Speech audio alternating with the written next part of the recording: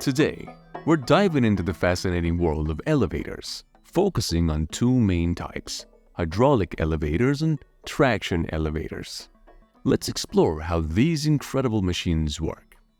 First up, hydraulic elevators.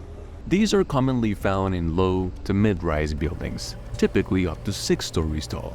Hydraulic elevators use the principles of hydraulics, relying on a fluid-driven piston mounted inside a cylinder to lift the cab.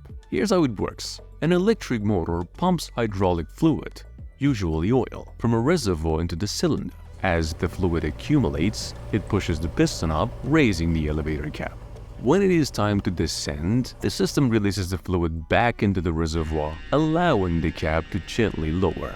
The simplicity of this system makes hydraulic elevators relatively easy to install and maintain. However, they do have a few drawbacks, such as slower speeds and less energy efficiency compared to their counterparts. Plus, they require a machine room at the bottom of the elevator shaft, which takes up extra space. Next, let's talk about the traction elevators. These are the most common type for mid to high-rise buildings, often found in skyscrapers. Traction elevators operate using a different mechanism altogether. They rely on a motor, cables, and counterweights to move the elevator cab. Here's a breakdown. The elevator cab is attached to steel cables, which run over a wheel known as a sheave at the top of the elevator shaft. These cables are connected to a counterweight that balances the cab's weight.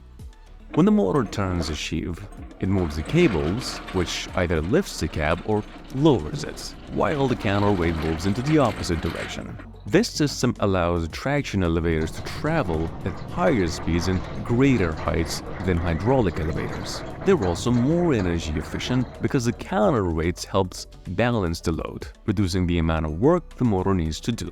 However, they're more complex and generally more expensive to install and maintain.